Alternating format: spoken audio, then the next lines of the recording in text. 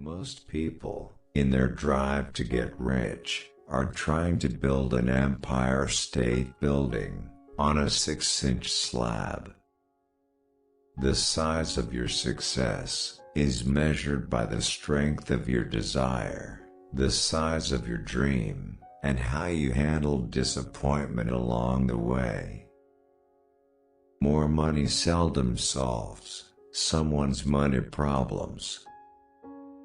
I'd rather be welcoming change than dreading change. The more we knew about the power of money, the more distant we grew from the teachers and our classmates. The most life-destroying word of all is the word tomorrow. An asset puts money in my pocket. A liability takes money out of my pocket. A person can be highly educated, professionally successful, and financially illiterate. By not understanding money, the vast majority of people allow its awesome power to control them. An intelligent person hires people who are more intelligent than he is. A mistake is a signal that it is time to learn something new, something you didn't know before. Having two dads offered me the choice of contrasting points of view, one of a rich man and one of a poor man. One of the reasons the rich get richer, the poor get poorer, and the middle class struggles in debt is that the subject of money is taught at home, not in school. Winners are not afraid of losing, but losers are. Failure is part of the process of success. People who avoid failure also avoid success. I developed my financial IQ because I want to participate in the fastest game and biggest game in the world. My educated dad stressed the importance of reading books, while my rich dad stressed the need to master financial literacy. I'd rather welcome change than cling to the past. The massive loss of jobs in recent times proves how shaky the middle class really is financially. The greater your financial intelligence, the easier it is to tell whether a deal is good. My educated dad's personal financial statement best demonstrates the life of someone caught in the rat race. His expenses match his income, never allowing him enough left over to invest in assets. Most people fail to realize that in life, it's not how much money you make, it's how much money you keep. The richest people in the world look for and build networks. Everyone else looks for work. If my wife and I were to buy a bigger, flashier house, we realize it wouldn't be an asset. It would be a liability since it would take money out of our pocket. Our assets are large enough to grow by themselves. It's like planting a tree. You water it for years, and then one day it doesn't need you anymore. People often work harder than they need to, because they learned how to work hard, but not how to have their money work hard for them. Cash flow tells the story of how a person handles money. Our staggering national debt is due, in large part, to highly educated politicians and government officials making financial decisions with little or no training in the subject of money. The best investments are usually first sold to sophisticated investors who then turn around and sell them to the people playing it safe.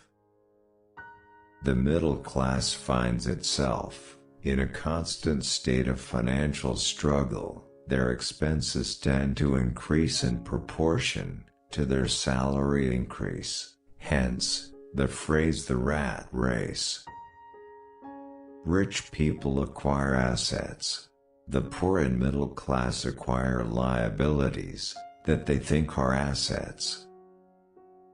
There will be 100 people like Bill Gates and hugely successful companies like Microsoft created every year, all over the world.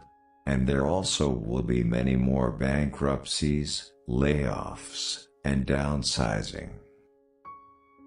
The problem with secure investments is that they are often sanitized, that is, made so safe that the gains are less. Higher incomes cause higher taxes, also called bracket creep.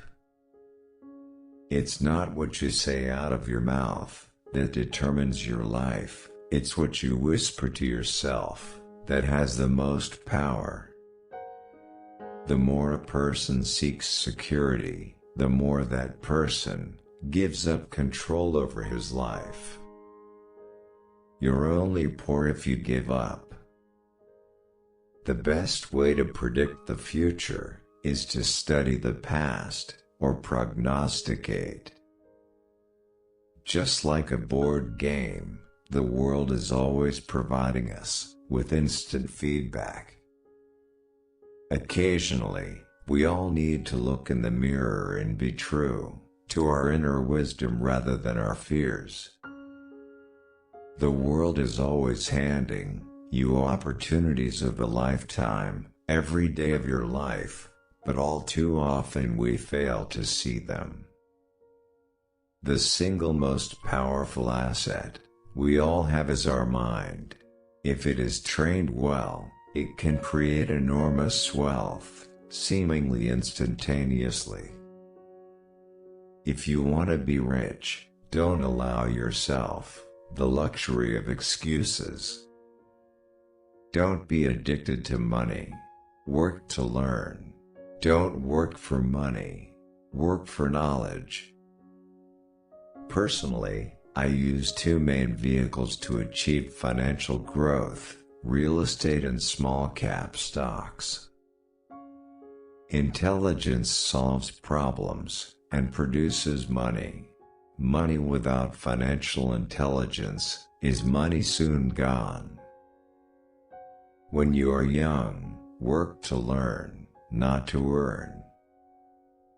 When it comes to money, high emotions tend to lower financial intelligence. I know from personal experience that money has a way of making every decision emotional. Again, my success reflects the importance of a strong financial foundation, which starts with a strong financial education. Old ideas are their biggest liability. It is a liability simply because they fail to realize that while that idea or a way of doing something was an asset yesterday, yesterday is gone. Pattern of treating your home as an investment, and the philosophy that a pay raise means you can buy a larger home or spend more, is the foundation of today's debt-ridden society. If people are prepared to be flexible, keep an open mind and learn, they will grow richer and richer despite tough changes. Complaining about your current position in life is worthless. Have a spine and do something about it instead. Often, the more money you make, the more money you spend. That's why more money doesn't make you rich, assets make you rich. If you want to be rich and maintain your wealth, it's important to be financially literate, in words as well as numbers. Money is really just an idea. The poor and the middle class work for money. The rich have money work for them. The fear of being different prevents most people from seeking new ways to solve their problems. If all your money is tied up in your house, you may be forced to work harder, because your money continues blowing out of the expense column, instead of adding to the asset column, the classic middle-class cash flow pattern. This educated middle class subscribes to the dogma put out by mutual fund brokers and financial planners: play it safe, avoid risk. That is the reason it is so hard to motivate kids in school today. They know that professional success is no longer solely linked to academic success, as it once was. The most successful people in life are the ones who ask questions. They're always learning. They're always growing. Games reflect behavior. They are instant feedback systems. Talk is cheap. Learn to listen with your eyes. Actions do speak louder than words. Watch what a person does more than what he says. Money often makes obvious our tragic human flaws, putting a spotlight on what we don't know. If you enjoyed the video, please like and subscribe to my channel. And don't forget to click on the bell icon to get new video updates. Write your favorite quote in the comments section. Thanks for watching.